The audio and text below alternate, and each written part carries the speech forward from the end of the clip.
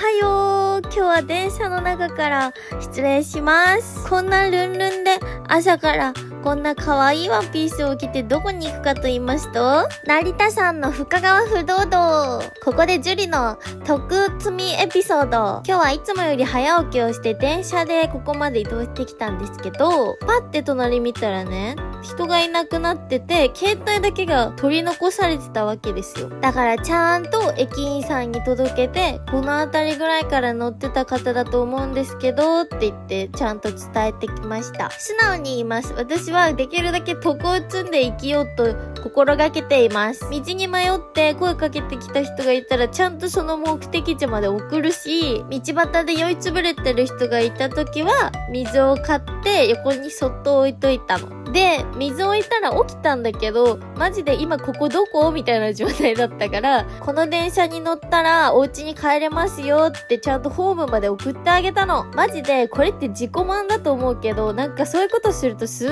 ごい気持ちが良くならない？逆の立場だったらそうされたいなって思うからするようにしてる。まあ、得積んでるっていう意識は全然なくて、自分の心の思うままに行動してるだけなんだけど、全然最近ついてないので今日は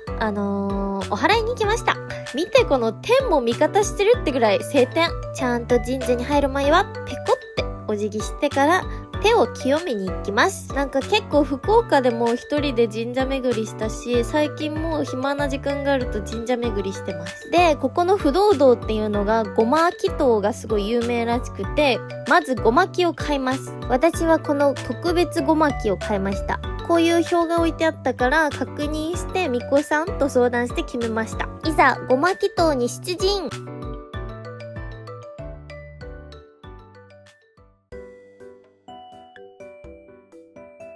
ご祈祷中は撮影できなかったけど無事終わっておみくじを引きます。今年に入っておみくじ3回引いて3回とも今日だったので、ちゃんとご祈祷の効果があるのかを少し試します。この狐さんの中におみくじが入ってるらしい。かわいい。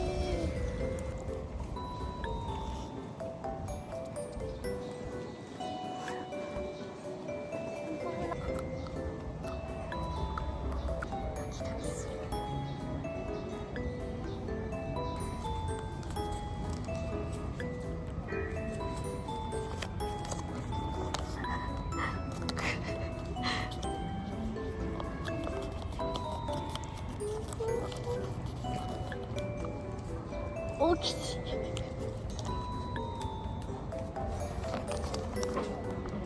今日からキッチンに上がりました。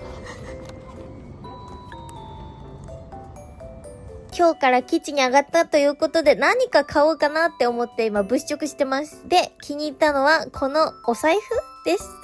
どっちか迷ってる。無事購入して不動堂を出ます。帰り道に本屋さんがあったので、本屋さんに寄って買い物をして、今からお家に帰ります。お家に帰ってきました。疲れた。今日は15時の不動明山田、ここです。ここにちょっとテロップに甘えたけど、ここにごま炊きをしに行きました。で、きっかけは知り合いの方にちょっと最近ついてないんですよねって言って、どこかおすすめの場所ありますかっていう話をしてたら教えてくれて、でそこのごま炊きがすごいお祓いであったり、そういうのがすごくいいよって教えてくれて行ってきました。今日万倍日みたいな、倍流日みたいな、万倍日みたいなのあるじゃん。なんかすごいいい日らしくて今日。だから今日行こうってずっと決めてて、やっと行けたんですけど、すごかった。結論から言うと。お札とかも作ろうかなって思ったんだけど、ちょっと名前呼ばれるの恥ずかしいし、と思って、名前は呼ばれないけど、その私が描いた、そのちっちゃい木、ごま木を、私がいるところで燃やしてくれるっていうのにしました。八方払いみたいなやつにしようかなと思ってたんだけど、生年月日の表がお寺に置いてあったんで、どれがいいかなって見てたら、その表を見る限り私の生年月日だとこっちの方がいいよっていうのがあって、それがこれ。で、これを名前書いて、年齢も書いて燃やしてもらいました。畳みたいなところがあって、そこに正座したりあぐらかいて座っ、まあ一番前なんだけど、そこが一番太鼓の音とかも近いし火も近いから、すごいいろいろ感じるものがあると思うよっておすすめしていただいたので、今日ずうずうしくも一番前の席にね陣取らせていただいて、正座待機をして、ちゃんと最初から始まる前から終わるまでちゃんと正座をしてお祓いを受けてきました。ジュリの席がちょうど太鼓の目の前で、もうドーンってなった瞬間にもうバンって体がもうピクってするぐらい音が大きくて、ピクピクってしながらご祈祷が始まったんですけど、すごかった。知り合いの方が先生なんですけど、その先生も音もすごいよみたいな、ホラ貝みたいなのも吹いてくれるので、最初もうホラ貝から始まるの、おーみたいな、お坊さんって言っていいのかわかんないけど、その頭の丸い方々がたくさんいらっしゃって、10人ぐらいいらっしゃって、お経とか唱えてから始まるみたいな感じなんですけど、ごま焚きって言って木を燃やすのね。不思議なんだけど、神社の中で上がもう換気扇って言っていいのかわかんないけど、でっかい換気扇みたいなのがあって、その下でもうすっごい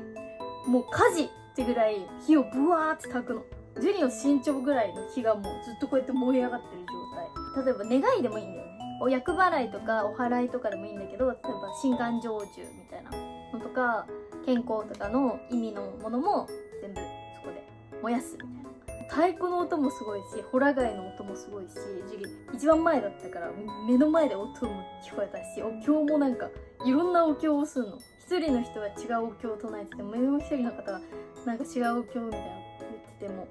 ぐわーみたいな、すごいで、しかも火もバーってなって、その火のなんていうの、火のかけらみたいなのが上にどんどん上がっていくわけだから、そこで私はずっと手を合わせながらこうやってやりながら、私の中と私の外と私の周りと、もう全部の負の感情であったり、今活動とか生きていくにあたっていらない不必要なものたちはもう全部除外してくださいって炊き上がってくるのをこうやってもう上に上がっていってください。で、今後私自身も今後新しい活動であったり、いろんな仕事とかプライベートであったり前向きに進んでいけるように力をお貸しくださいって上にお願いしてきました。で、今日もちゃんとパワーストーンをつけてね、まあそんな感じでずっと進むんだけど、最後にそのカバンとかを、自分の持ち物とかをその火に通してくれるっていうのがあって、燃えちゃうんじゃないって思いながら、カバンと携帯と商売道具というか、もうこれ1台で仕事をしてるから、携帯とこのパワーストーンを全部カバンにぶち込んで、でカバンを和尚さんで渡して、こうやって通してもらって、ありがとうございますって言って帰ってきて、でおみくじ引いたら3連続今日だったんだよ。今年入って2025年でおみくじ引いたの3回で、3回とも今日、あちゃって感じで、まあでも言われてみればちょっとついてなかったかなみたいなのもありつつで、その後聞いて、これで大吉出たらやばいなって、さすがにすごいわって思いながら引いたら、まあ吉だったんですけど、吉って確かあれだよね、大吉の次とかじゃないっけ、あれ中吉だっけ、それわかんないけど、まあ吉だわ、いい方だよね。小吉より吉の方がいいでしょ、あれわかんない、ここに出しとこう。ピーン、吉でした。よかったよかった。自分的には今日から基地に上がったのは相当な成長だから。あ、そうで、なんか神社でも声かけていただいて、ジュリさんですかって言ってくれて、なんかお祓い一人で行ってるのを見られちゃってちょっと恥ずかしかった。嬉しかったです、声かけていただいて。今日はこんな可愛いワンピースを着てきましたわ。あ、そう、帰りにいろいろ買ったの。さっき動画でも多分出しちゃってるんだけど、おみくじを引いて、何これ、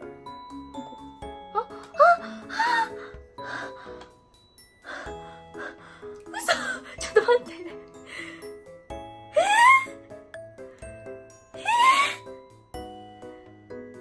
嘘でしょ。ちょっと待って。やばい。待って、お祓いできてないかも。ちょっと待って。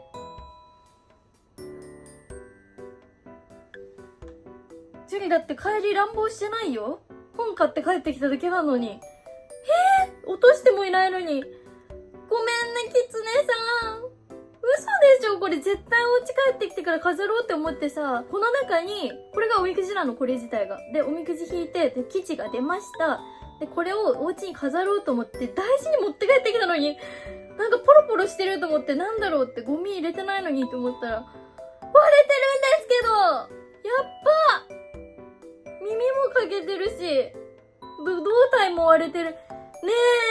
え、どうして？開運だよ。ちょっと待って。開運って嘘じゃん。ちょっと待って。ねえ、もうちょっと、嘘でしょ。やばいって。ちょっと待って。お祓いできてないのかな。これ何？チュリの運が悪いのかな。何なんだろう。やばいって。ちょっと衝撃がすっごいんだけど。嘘でしょ。飾ろうと思ってたのにごめんなさい。なんか私のせいで割れちゃって。なんか、ごめんなさい。ちょっと本当にやばいかも。待って、怖くなってきた。なんか生きてることが奇跡な気がしてきた、本当に。いやー、ちょっと引いた。だって危ないことしてきてないよ。普通に帰ってきただけだもん。袋落としたりとかもしてないのに。ちょっとやばいかも。ごま炊きですごい浄化されたのに、その実感はすごいあった。いや、ちょっと受け入れがたいけど受け入れるしかない。逆にこれで最後のお祓いだったのかな。これで悪い運がね、なんかよく悪いことが起きると後にいいことが起きるとか、例えばその今日が出たことによって不運を出したみたいな言われるけど、これが最後だと思うかな。マジかよ。うわー、ショックだ。ちょっと切り替えて話すと、ですね、結構頭ぼーっとしたいもので。で、このおみくじと一緒に買ったのが、ダラーン！開運福財布。可愛くない？これ。なんか、福が呼ぶお財布みたいな。これ財布なの？可愛くない？なんかいろいろ書いてあって。ベージュと黄色があって、どっちにしようと思って、黄色の方がなんか開運って感じがするし、ポップで可愛かったんで、これにしました。これを今後お財布として使わせていただきます。まあそんなことは置いといて、ご祈祷が終わった後に、和尚さんというかお坊さんというか、ちょっと名称が合ってるのかわかんないんですけど、お話を話していただいたんですけど、心にすっごい響いた、すごく学びと気づきのあるお話をしていただいたんですけど、四国の方に修行で行ったらしくて最近。で、そしたら四国ってお接待っていう文化があるらしくて、例えば、お嬢さんが修行でその20キロとか、長い時だと40キロとか歩いて、88だったかな、88個とかのお寺を回るんだって。それを歩いて回ったりするらしくて、そのお坊さんを見かけた時には、ご飯とかおにぎりとか渡したり、お水とか渡したり、お金を渡すこともあるし、なんか調べたら家に泊めてあげたり、次のお寺まで車で送ってあげたりみたいなことをするのがお接待っていうらしくて、今の現代の接待しに行くとかとは全く別の意味らしくて、その時におにぎりかお菓子をくれた方がいらっしゃったらしくて、その方がお菓子とかをくれた時に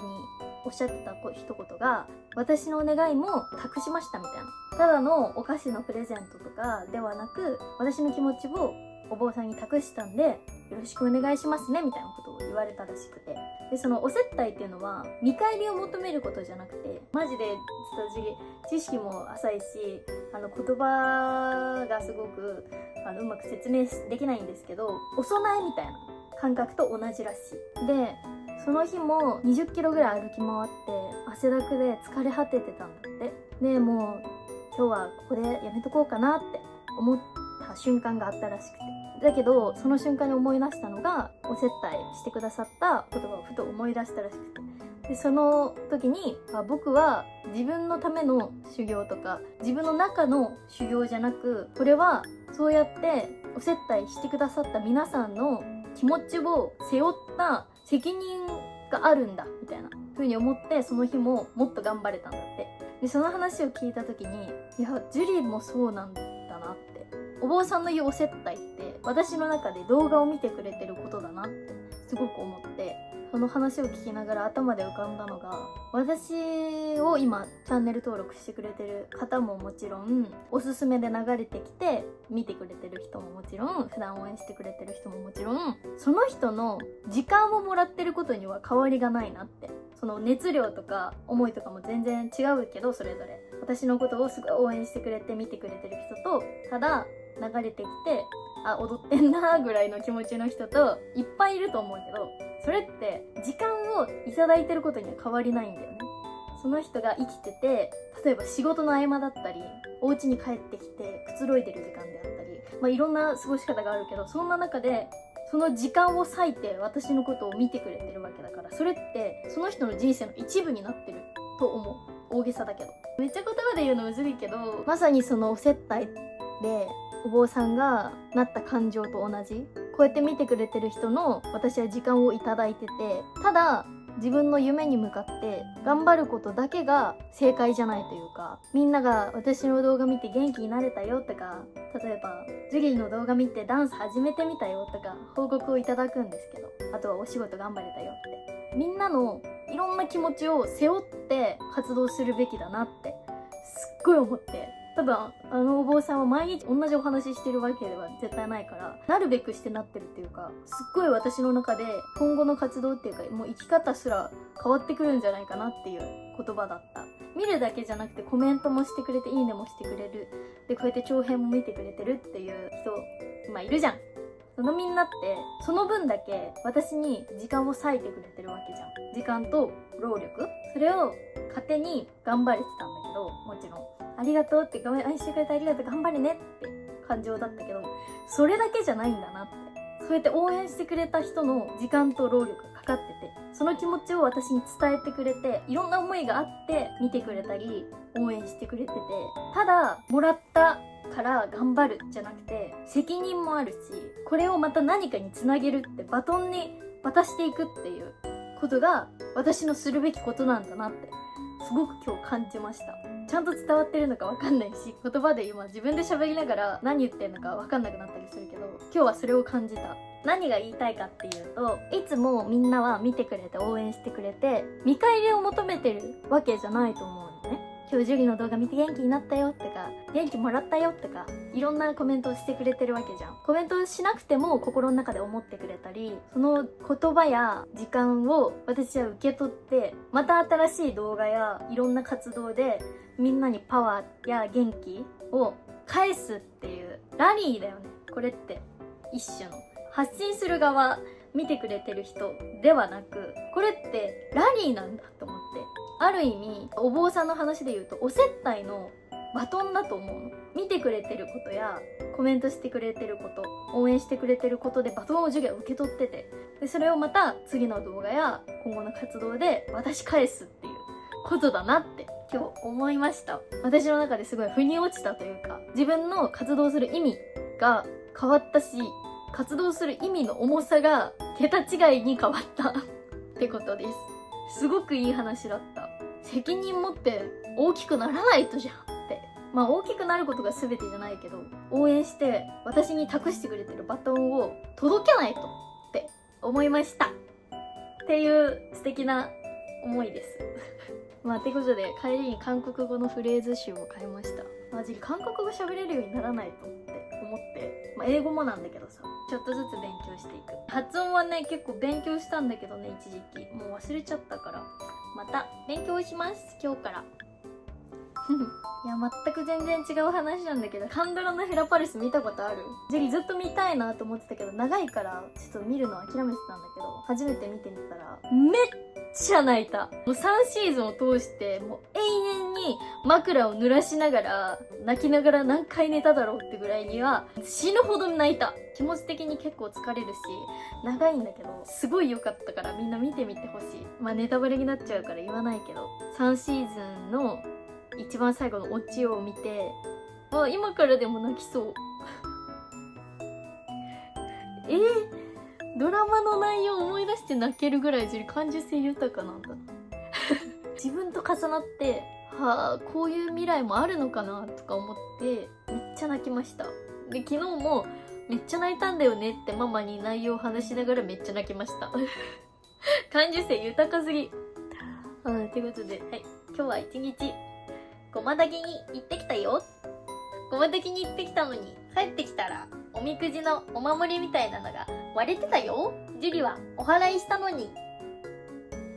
なんでだろう。これで全ての負の何かが払えたのかな。これが最後かなって感じです。ショックです。めちゃくちゃ。やばい、編集しないとやばい、もう時間がない。編集します。頑張ります。ということで皆さん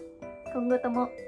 よろしくお願いいたします。今日のジュリはさらにお接待というものを学んだよ。そのおかげで今後もっと頑張ろうって思えたよ。みんなに素敵なバトンを渡せるようにもっと頑張るね。だからみんなチャンネル登録とコメントよろしくねはい、そんな感じですね。いつもみんなジュリにバトンを届けてくれてありがとう。バイバイ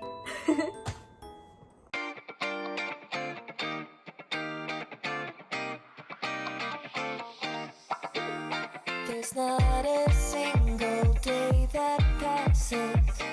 without you on my mind. Not even 1 minute can end up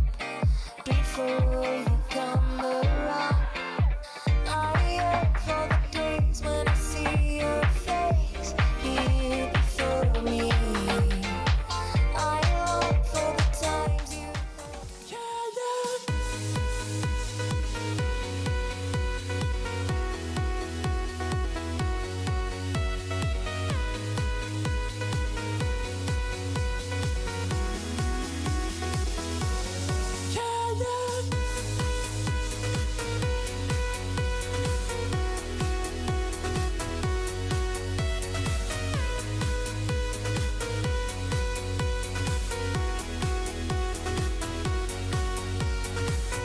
Be first,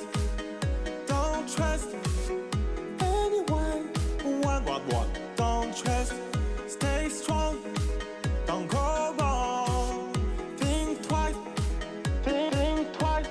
I take it slow, I am low. Is the way of your life. Fight for your day, for your faith, and shout.